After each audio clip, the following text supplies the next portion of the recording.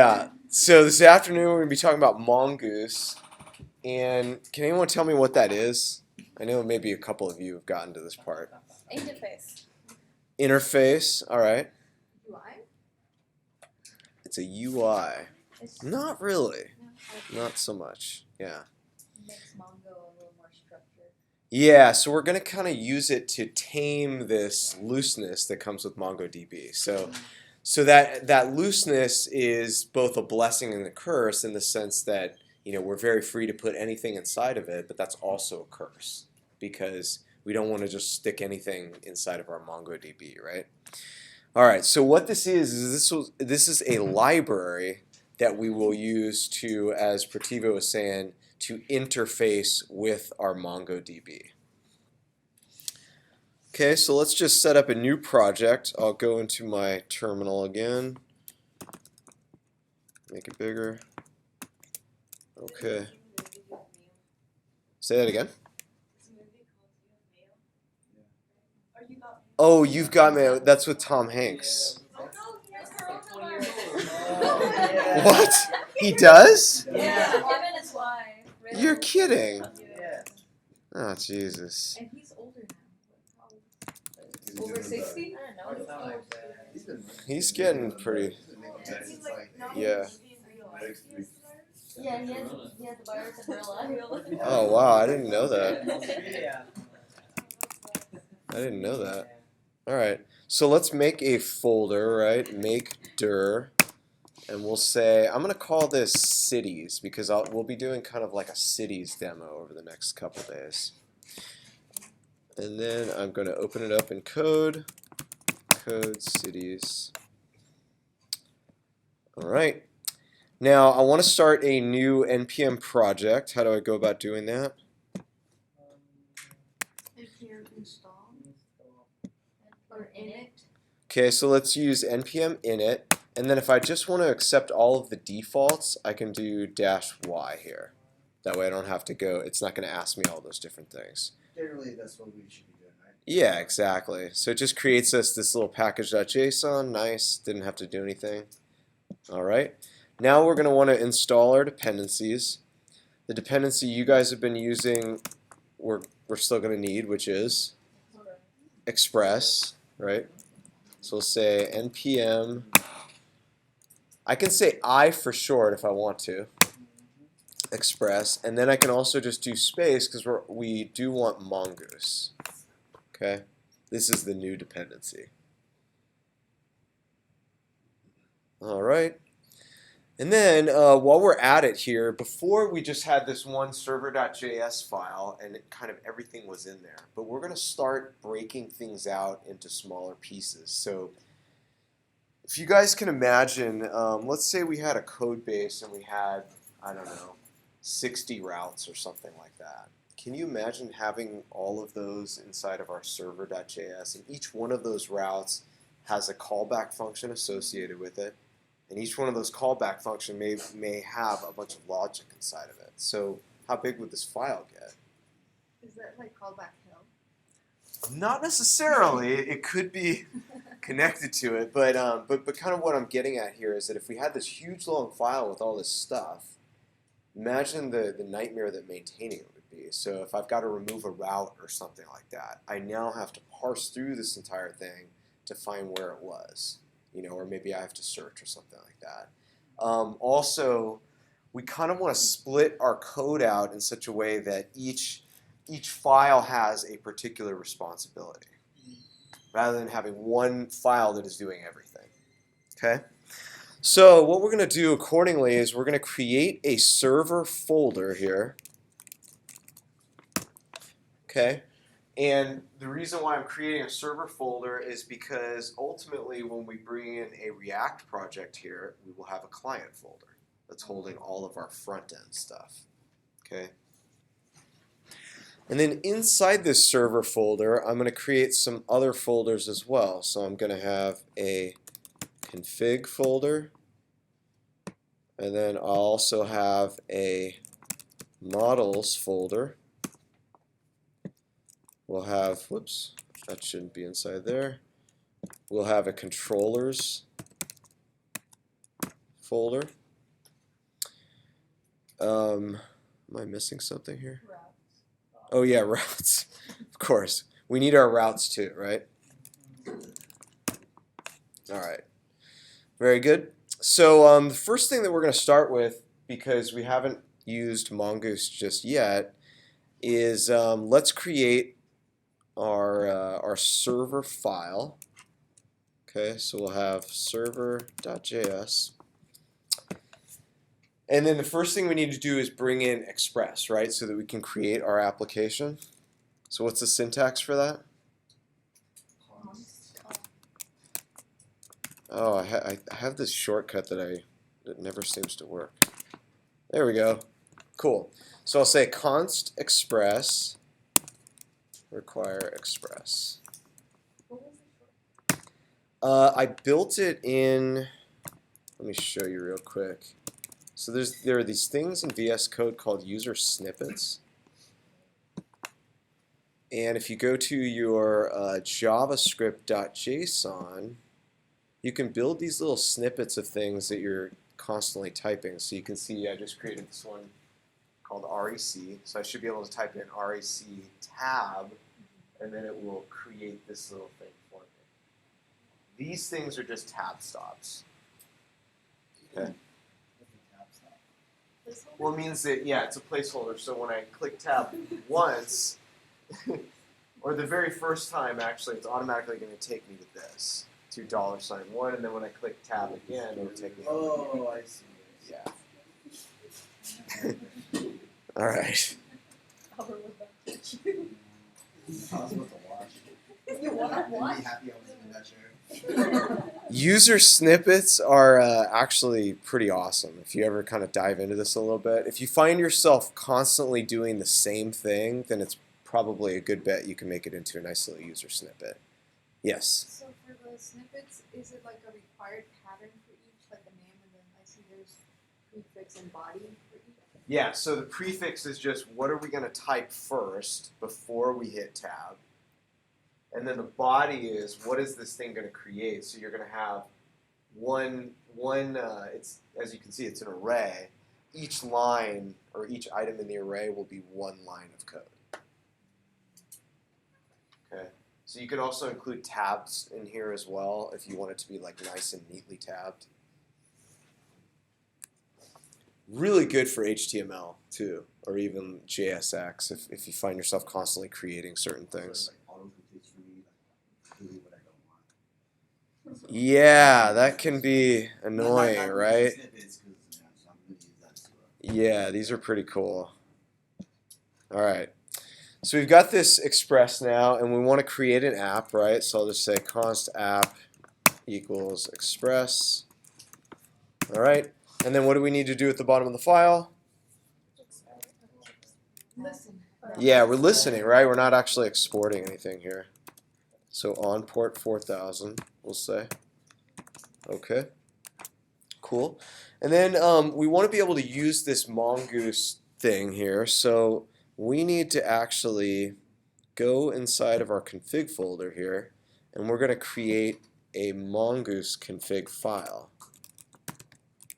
.config.js. Okay. What do you think we might need to bring into this file if you had to guess? Not Express. We need to bring in the Mongoose library because we're going to be using this to connect to our database. So I'll say Mongoose equals require Mongoose. Okay. And then what we're going to do is we're going to invoke this function that Mongoose gives us called connect. Okay, you can see that the first argument that it's expecting here is going to be a connection string. Okay, so I'll say MongoDB : localhost, and then what comes after this is going to be the name of the database that we'll be using. So we'll say, I'll just call this cities. Okay. What do you think the second argument might be? Sure enough, it's a callback function. You can also just pass it in an options object, and I'm going to do that. So there are going to be a few options that you guys are going to want to pass. One of them is use new URL parser. You'll set that to true. Is that a key? It is indeed. Yeah. What's So we've the- got key value pairs. Oh, I mean, is it built in or? Yeah, these options, they're just some options that we're going to want to use because if we don't use them, we'll get some deprecation warnings. In fact, maybe we should see it without those just to see like how this works. So if I pass in empty object, okay, so let's just leave that as that. And then right now, are we actually requiring this file at all? If I go back to my server.js, am I requiring that? No. So I'm going to need to require this. So we'll say require, and then I'm going to go, so the dot slash means in our current directory, right? I'm going to go into my config folder, and I'm going to require mongoose.config. Okay. So let's open up a terminal and actually start running this project so that we can see it. We'll say node mon server/server.js. Okay, so we've got all these deprecation warnings, right? It's telling us specify this, use new URL parser to true, and then what was the other one too? Use unified topology. Set that one to true. Okay, so if I go back in here and I set those options, uncomment this guy here. Use unified topology true. I think I'm also going to want to use find and modify and set that to true as well. Okay, so now all of our deprecation warnings have gone away. All right. Okay, cool. So does it seem like we're exporting anything from this file right here? Not right now, right? There's nothing like an export keyword or anything like that indicating that. So in other words, what's happening here is that when I require this file from my server.js, it's just simply going to run the code that's inside it, and that's it. It's not giving us anything back. And you'll notice back in my server.js, I'm not really expecting anything back. I'm just simply requiring it. I'm not setting a variable and equaling it to whatever this gives me back, because it's not going to give me anything, right? All right, any questions about connecting to Mongo? This is basically all that's involved right there. Can I see the server.js one? Mm-hmm. Not much there. So what is the when we define the function const.app as express? Mm-hmm. What is that doing? It's creating our application for us. So Express gives us this top-level function, and we're now invoking that function. So it's creating an application that has all these special abilities, right? Okay. All right. So that's pretty neat. We're now connected to our MongoDB, but we can't really do anything with it just yet because we haven't created any models. Okay. So you guys will remember models from the other stacks. I'm going to create a city. Is this how they have it in the platform? City.model.js? It is, right? Okay. All right, so I'm going to create this city.model. And I also need to bring in Mongoose for this as well. So I'm going to say rec Mongoose like that. Okay. And then we're going to create what's called a schema. This is why I was kind of mentioning earlier today, don't get stuck on the word schema to mean a database, because in this case it does not. So I'm going to say const city schema equals new mongoose.schema. Okay? So it's capitalized schema. What does that tell us? It's a function? I mean, it's a class. Class. Yeah, and we have the new keyword right there, right? So we're creating a new instance of a class. And then what I'm going to do is I'm going to pass in an object here of the different fields that I want to have inside of my, my city model. So we'll say one of the fields that I want is a name of the city. And then in here I can specify I want that to be type string. Okay. Then another thing I want to say is I want this to be required. So every time we create a new city, I want to make sure it's provided. If it's not, then we will validate that as an improper city. So we'll say required. And this is kind of interesting syntax, but you can pass in an array, and in the first item in the array, I can say true, meaning that it is required. The second item in the array is going to be what message do we want to provide in the event that somebody didn't include a name. So I can say, please include a name, like that. That's like our customized error message. Okay. All right. The other thing that we're going to want is we're going to want population. Okay, and here we're going to say type. This will just be a number. Okay, we'll say same thing. Required is true. Please include population. All right. Finally, we also want to have an image URL, so a picture of the city as well. So we'll say image URL, and this is going to be of type string as well. Now, instead of required this time, I'm going to set a min length on this one. So the actual image URL has to be at least a certain number of characters. So typically image extensions have how many characters in them? 3? Like PNG or JPG, something like that. Plus there's going to be the dot, so that's 4 characters, plus whatever comes in front of that, so at least 5 characters. Yeah, so let's do that. So we'll say min length. Oops.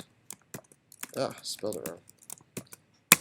Is going to be an array, and we'll set the first property to 5. The second one would be please enter an image that is at least 5 characters. Okay. So that's pretty much all we need, just a name, population, image URL. And then down here, after I create this schema, I can also specify some options as well.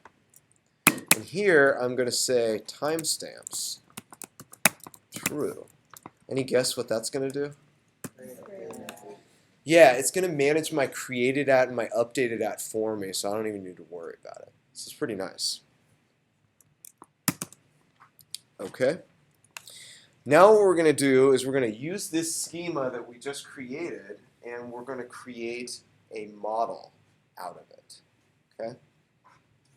So Mongoose gives us a function to do that, and I'm going to set a variable equal to it. So I'm going to say const city equals mongoose.model. The first argument is going to be the name of the model, which is city. The second argument is going to be the schema that we want to apply to it, which will just be my city. When do you guys grab the door? Thanks. It's just going to be our city schema here.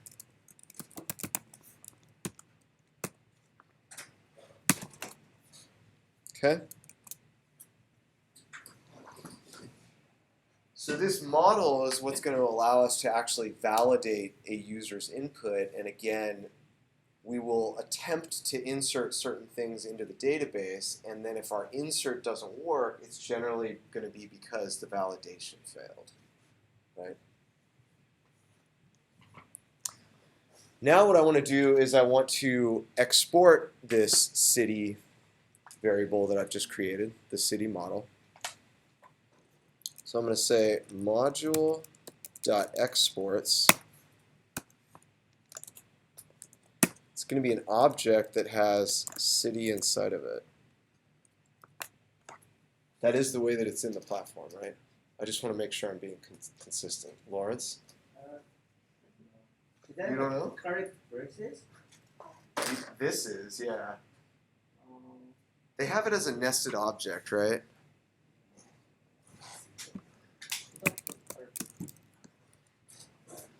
Sorry, guys, because I'm concerned that if I do something different than what's there, that like it has the potential to cause confusion here. So in the Mongo lesson, Mongoose, where is it here? Oh, no, okay, it's not nested. All right, well, that makes it easy. Sweet. Nested is for view. Yeah, so in other words, if I was trying to export multiple things, then I would probably put it inside of a nested object like that. Okay. If it was an object and you had, like, you're trying to export city schema, and you don't need to if you wanted to, is that destruction? Yeah, then I could do something like this. I could say city schema. And this is a case of destructuring on the export, or is No, the destructuring is not on the export. It would actually be on the import side. so why is it require curly braces as opposed to any other bracket? Well, this is creating an object. Oh, it's an object. Yeah, it's a little tricky to read this, but this is the way that I have it written is the same as going like this. Oh, I see. It's like something. Yeah, so in other words, if you have a key that you're creating inside of an object that has the exact same name as a variable, you can leave off the colon like that. I see.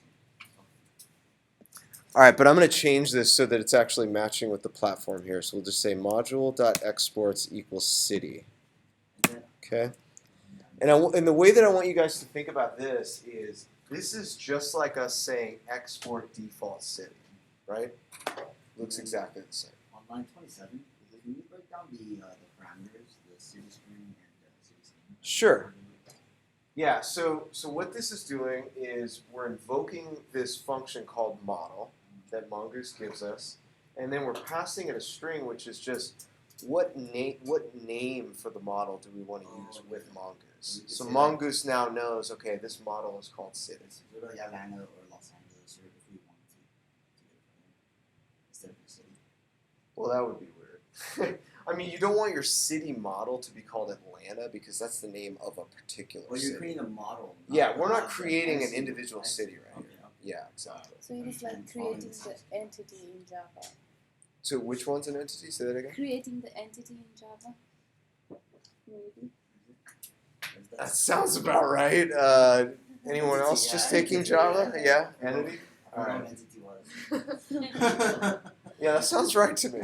All right, and then the second argument is just what is the schema that we want to apply to this model? Okay.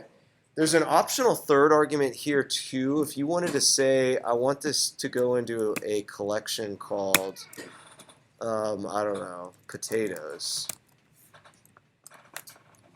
That would actually put it into a collection called potatoes in my MongoDB.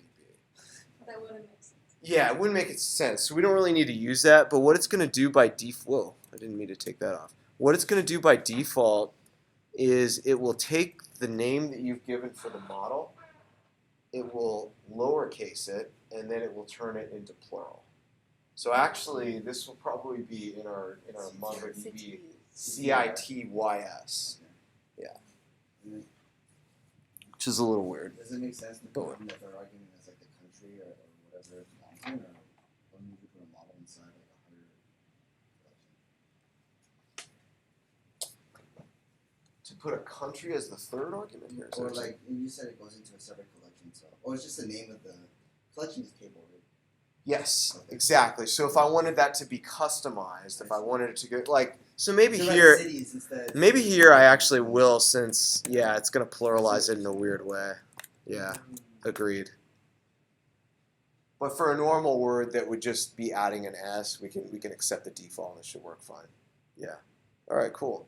So this is all we need to actually create our models, right? And for you guys that have already done kind of the MVC architecture, what else do we need? We've got our model, so that part's good. Don't worry about views because our views are going to be handled by React, right? So what else do we need? Controllers. Yeah, exactly.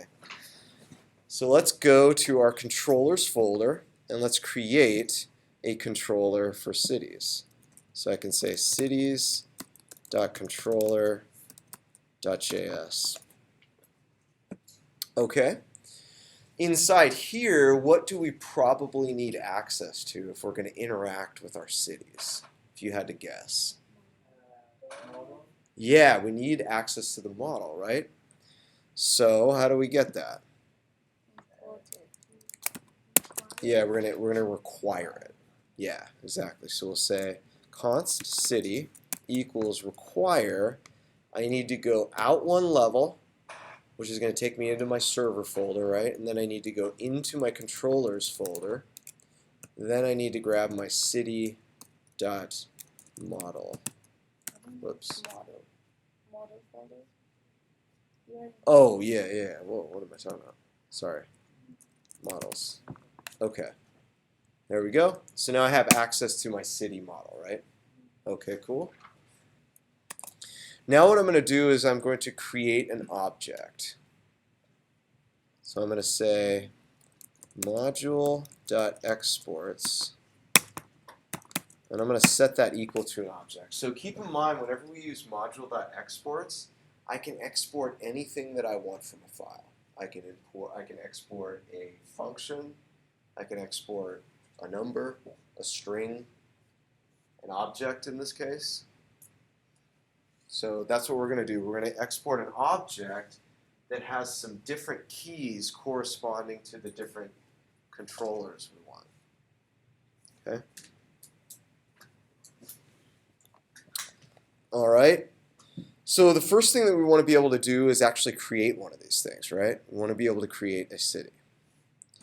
So I'm going to create a key inside this object called create. And this is kind of some shorthand here, but I'm creating a function. I can do it like this if I'm inside of an object. Why am I putting rec and res inside there? Because this is going to be a function, and it's going to take in the request and the response. Okay? All right. Now what I'm going to try to do is I'm going to try to use the body of the request to create a new city. So I'll say city.create, and then I'm going to pass in rec.body. Okay? What do you guys think that's going to return me? If you had to guess. Yeah, your thought instantly is like, oh, well, I'm going to get back a new city. What else have we been using pretty substantially in this stack? Callbacks are a big thing, right? What else have we been using a lot? Not so much state. Promises. This is going to return me a promise. All right. I was expecting it to say. Yeah, I promise I'll give you a city back, right? Promise, but I was like, I haven't really been using them. We have though, right? When we did our API stuff. Yeah. So we used them on the front end. Now we're going to be using them on the back end as well. So they're everywhere. I think I've been taking it for granted, I guess. Yeah. You don't see the keyword promise, right? So yeah, we didn't see the keyword promise, but how do I respond once I get back a city if it works out? You want to console Dot then, right? And now I'm going to have some callback here. Dot catch would be if I had an error, right? Okay. So dot then, what do we think that we're going to do? We're going to pass in a callback. My callback is going to get a city because that means it succeeded, right? Okay. And then what I want to do is I want to return this to whoever was making the request, or whomever was making the request. Okay, so how do I do that? I could just say res.json city, right? Okay, and then if I get an error, I can do error here, and I could say res.json. I'll just pass in an object here that has an error key. Error. Okay, so that's pretty good. I've got this object here that now has one function inside of it.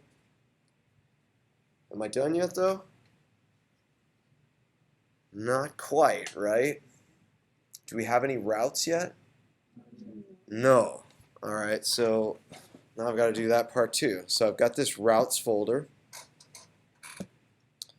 and we'll create a cities.routes.js. I think that's probably how it is. All right. So inside this file, what will I probably need to have access to? The controller. Good. So I'm going to say rec here citiesctl equals require, and we're going to go up one level, right, into my controllers folder, and then grab cities.controller. Okay. So I said that we can export anything that we want. This time we're actually going to export a function. So I'm going to say module.exports equals a function that takes in the application. And then we're going to use this application to attach some routes to it, like we were doing before. Remember how we had like app.get, app.post, all of those types of routes? Okay. So for a create route, what type of request would we want, do you think? A post, right? That will be our HTTP verb, app.post. So we'll say /API/cities, right? And then the second thing is our callback function. Where are we getting our callback function from? Cities controlled. From the controller. So I can say citiesctl dot, what did I call it? Create? Yeah, create.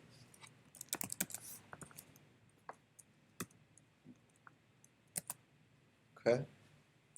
Do we understand what this is doing? We're exporting a function. The function is going to take an application as an argument, and then we're going to create this route for the application, right?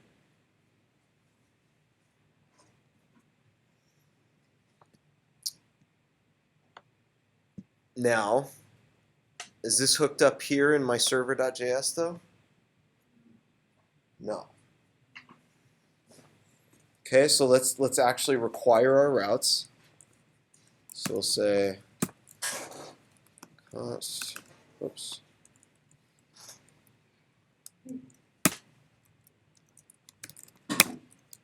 I'll say const routes equals, or we could call them cities routes equals require, and where am I going to get that from?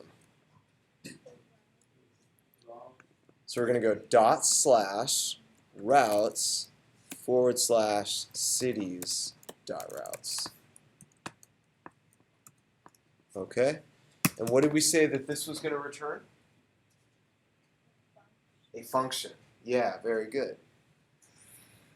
So what am I going to invoke that function with? Let's look at what we were looking for. We're looking for, whoops, I went to the wrong thing. So this function is looking for an app, right? So that means when I call the function, I need to call it with my app. That's the box. So we can say cities routes against the app like that, right? Okay, there's one thing that I forgot to do though. If we're taking in data from the user, how are we going to have access to the rec.body? You guys remember what we have to include up here? Yeah, exactly. So I need to say app.use, and then I need to say express.json. Otherwise, my rec.body would be undefined. I'd have no data coming The out. other line that they ask us to require in the platform is like, Oh, the URL encoded one? yeah, what does that do? That's if we're submitting basically regular forms to it. Yeah, which we're really not going to be doing. But if you were doing it through Postman, you could test it out. Remember I showed you guys, oops, doing the raw type. So like when we go body here, I said go to raw and then pull this down to JSON. So instead, if we were doing regular form data, you could do either one of these guys, form data or x www.form URL encoded. Okay. But we're not going to do that. We're using JSON to transmit data here. Okay. So raw JSON, cool. And then I'm going to make a request here. Actually, let's make sure that our server's still running without crashing or anything. Seems like it's restarted, so everything's okay, right? Let's try to create a new city.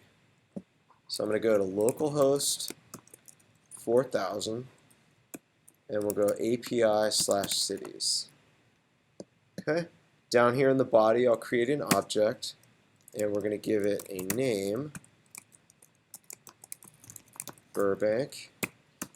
I think our population is somewhere around 110,000 or something.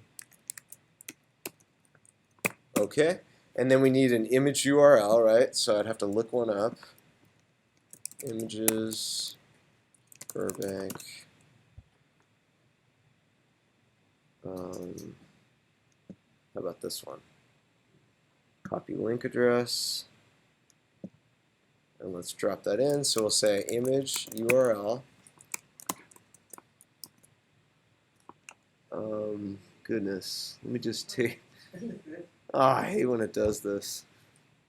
Maybe you can Oh, put a does macro. that link to the thumbnail, the side thumbnail? Yeah, I think that looks You have to click on it and then copy it. Yeah, copy like that. Okay, let's try that. All right, back in here. It's a little better. I mean, it's kind of long, but Oh. it's good. You can see that it's got some query parameters attached to it at the You have end. to copy image address, sorry. That's what she was writing. Jeez. Copy image address? Okay. Oh, good call. All right. You're teaching me something here. Yeah, that's nice. Thank you. Awesome. So let's try sending this request. Uh-oh. Please include population. Didn't I? City validation failed. At least you know your validations are working. Wow. Did anything come through? It's telling me everything failed, right? Does it matter if it's capital, put a capital N number? Population, name. Why was it okay with image URL but not these other two? The difference is the string and the number type. What? All right, let's just console log to see what we're getting. So sometimes you gotta make sure that things are working right. So if we go into the controller here, I'm just going to console.log, oops, rec.body. All right, let's try sending it one more time. Send. Uh-oh, it's an empty object. This is the type to be number. Wait. Population? It's number okay? Okay, so let's see. Here we are using express.json. Why would that be an empty object?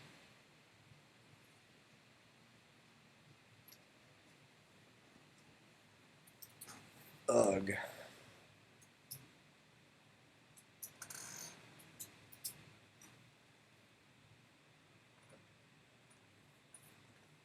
Seems like my ordering is okay, right? Because up here I'm saying let's use express.json, so by the time we get down here, we should have access to it.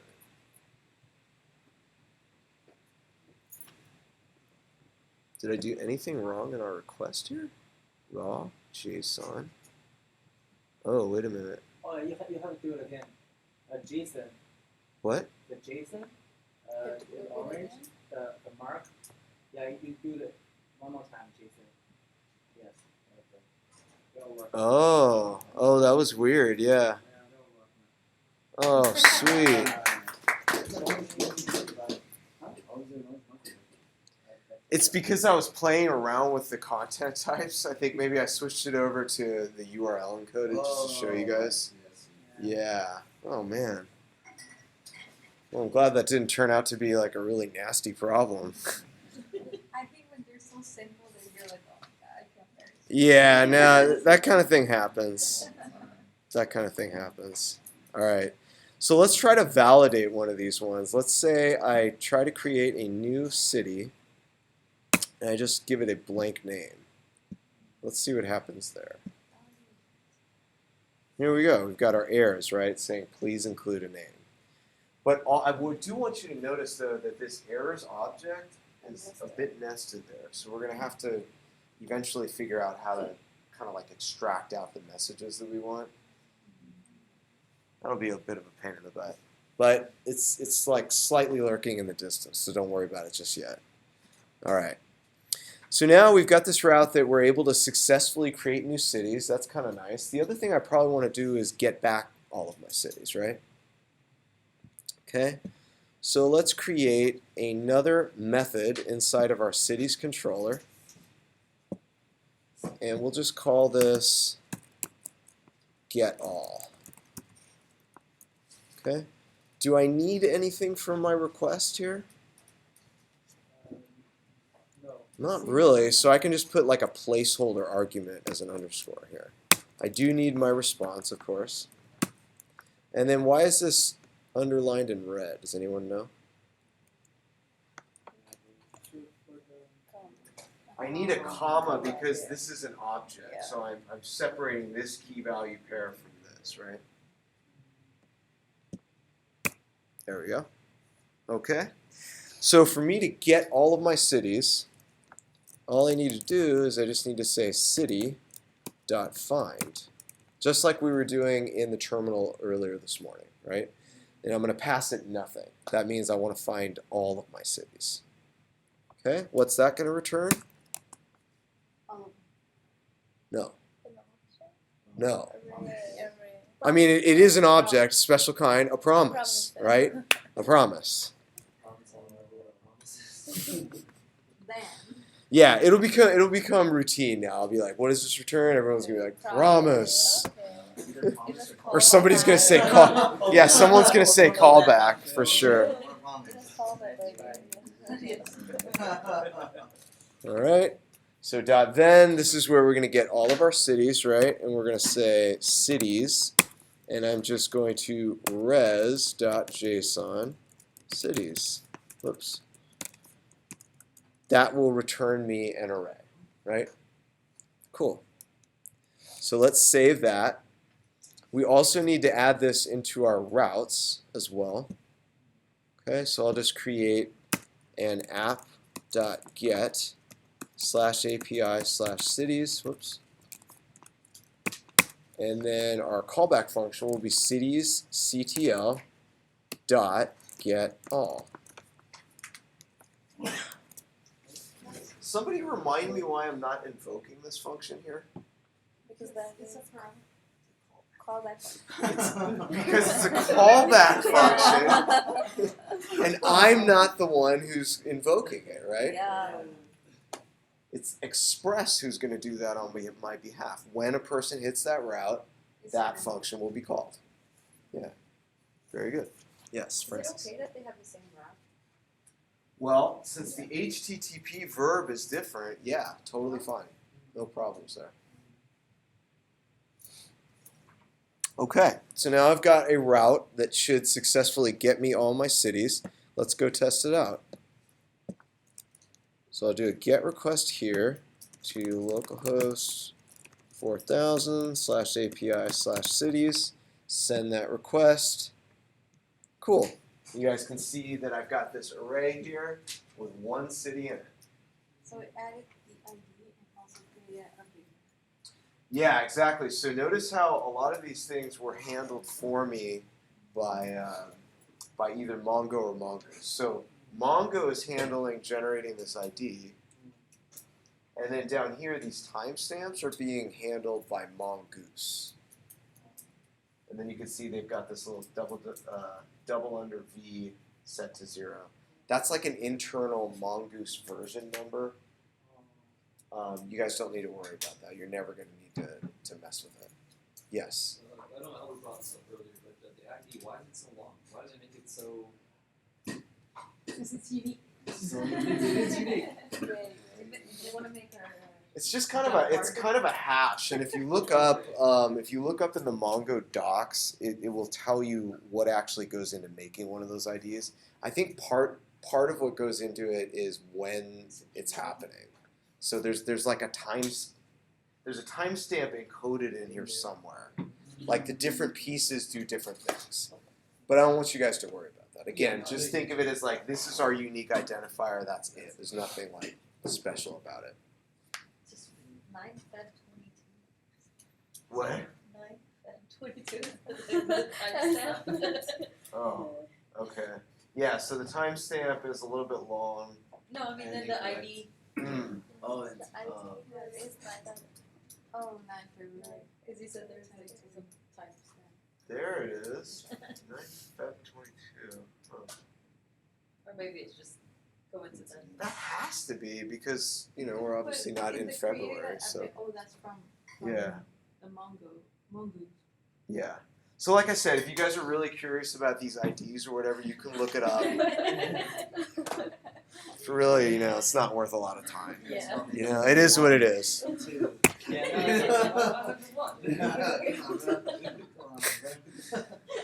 Now, I mean, you guys could create your own field in here called ID, but you'd have to track it yourself. So it's really not worth your effort.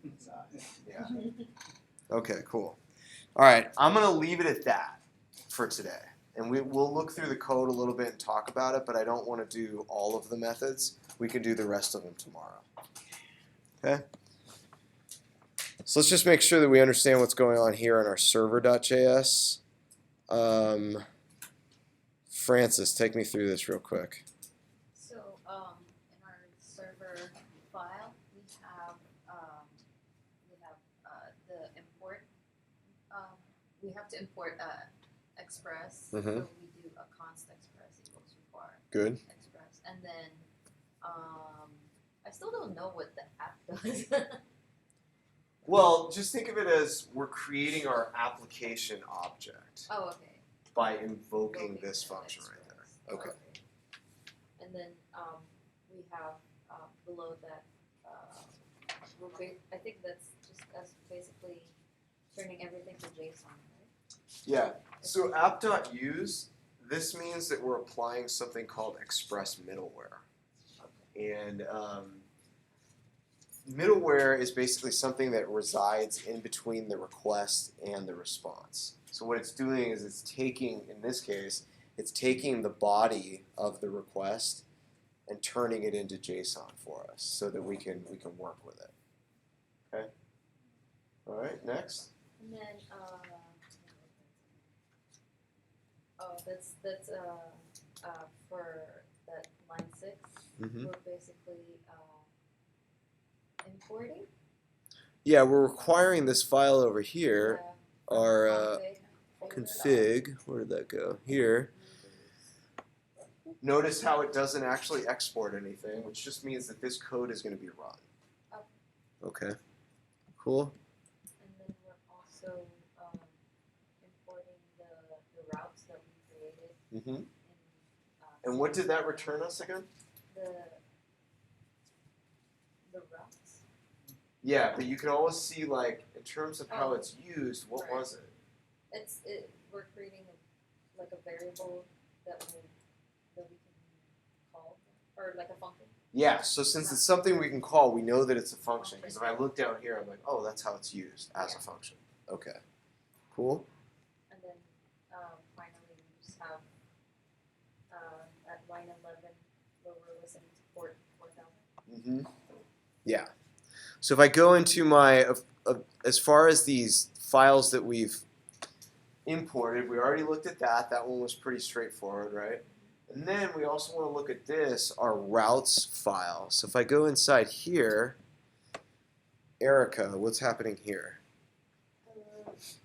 Creating a const, and we're gonna import the city's controller from the controller's folder. Right.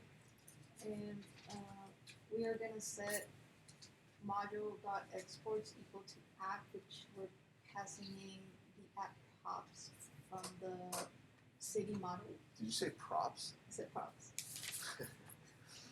Remember, this isn't React. No props here.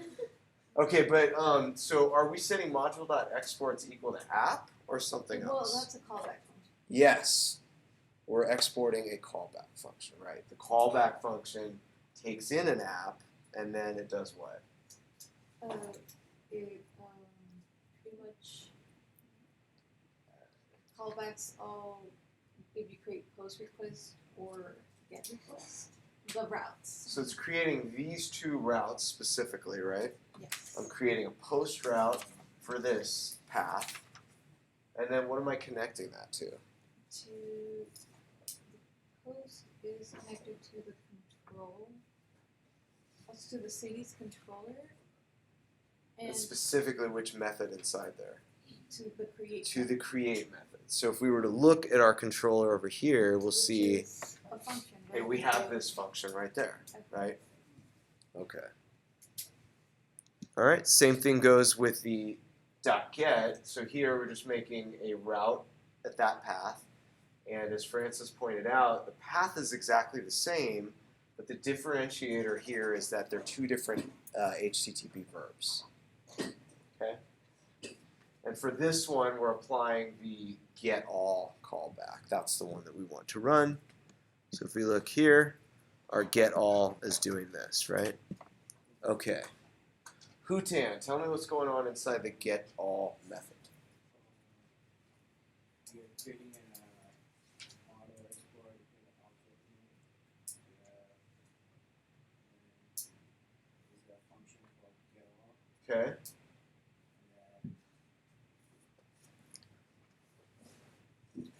And that is a cfind function. Yeah, exactly. I'm calling that function, right? Yeah. So I've got this city model that I brought in from a different file, and now I'm calling this function .find, or find. And then what is that returning me when I call the find?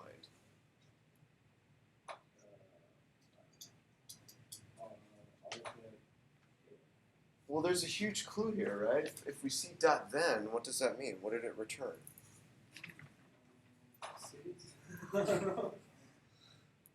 Anyone else? It returned a promise. That's why I had the call .then, right? Okay.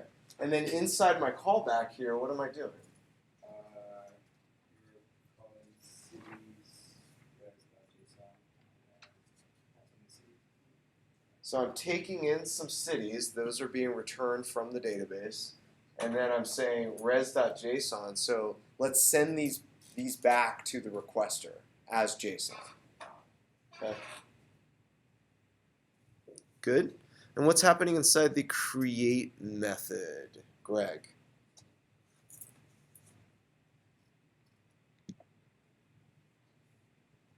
Creating the snippets. Well, yeah, but like read the code a little bit, right? It's creating city. Yeah, I know, but how's it doing that? So we don't need that console log. I just commented that out. Create. So city was what? What kind of thing was this? It was a model. Yeah, exactly. Good. So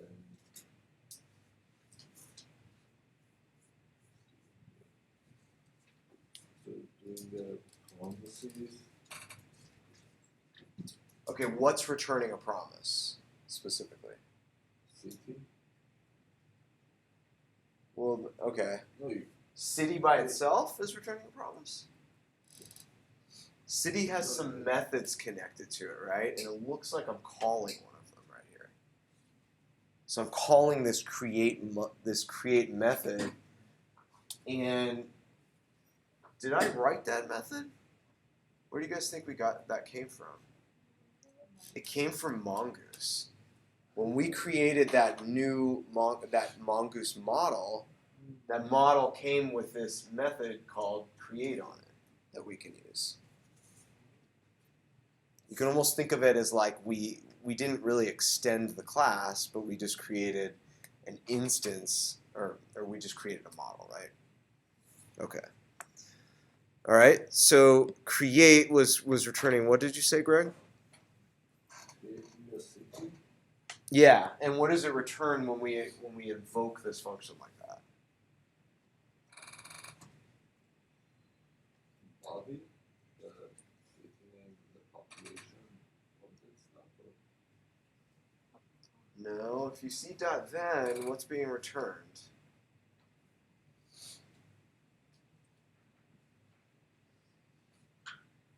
I'll keep asking you guys this until everyone knows it by heart.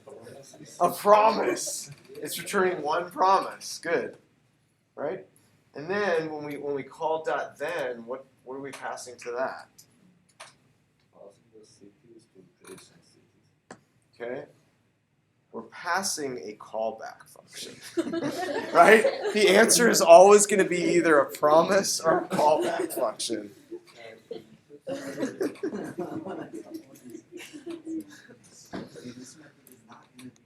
Yeah. So if you guys get asked these questions on interviews or whatever, you're gonna be like, yeah, I know it's returning a promise. Oh yeah, and then that's a callback function. It'll be no problem. No problem, right? All right. .catch means what, Greg? What's that for? For the error. Just in case there is an error, right? So if we had a validation problem and somebody didn't give us a name, there you go. Where would we define that error? Like it says error, key error, value error. Okay. Where's that going to get defined? Well, it's being defined by Mongoose, right? So Mongoose is actually creating that error, and then when it invokes our callback function here, it's going to give it to us. Yeah, that's where we're getting it from, is Mongoose. So it's the one creating that kind of nasty-looking nested object that we're going to have to deal with eventually. Okay? Any other questions before I let you guys get back to it? That when you were Min length, you want to see that one? or like, Yeah, we can look at that. I assume that's like a keyword in terms of like validations. It is. Yeah, exactly. So I'm just saying, make sure that this string is at least 5 characters long. Are there any useful keyword validations? Besides min length and required, well, you could do like a custom validation function if you wanted. So if I wanted some specific logic, like maybe I was trying to do a regex pattern matching thing or something, I could say validate, and then I could pass in a custom function. So my function would have to take in some value, and then I could say return whether value, like let's say I wanted to do my own min length thing. I would return whether value.length is greater than 4. Algos in the morning. Yeah, now we're doing algos in the afternoon. So I'm providing a custom function here, which is returning, it needs to return true or false. If it returns true, that means that the thing's valid. If it returns false, it's invalid. You're not going to need anything like super fancy or custom in general for what we're doing. I was thinking more, this was helpful, but I was thinking more along the line of other things like max length or. Yeah, there is a max length. Let me double I assume it's check. max length, Mongoose in that. validations. Yeah, so if you look at these built-in validators, so you can do min, max, which are just for numbers, which might come in handy. What's an enum? Enum. So this is an enumeration type, just meaning that the value has to be one of these two. Yeah. What else? Yeah, I would say probably min, max, or min length required. Those are the main ones you'd want to kind of be aware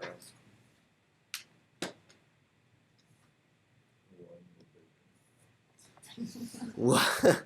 Return this dot bacon is greater than 3.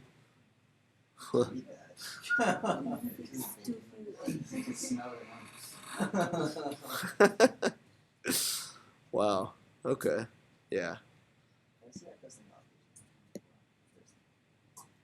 Yeah, and then again, the second argument would just be, like, what did you want to say? So that is not long enough, right? It would kind of work that way.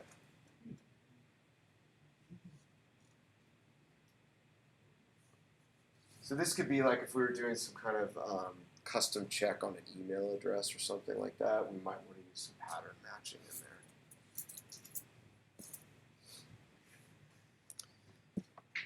Alrighty.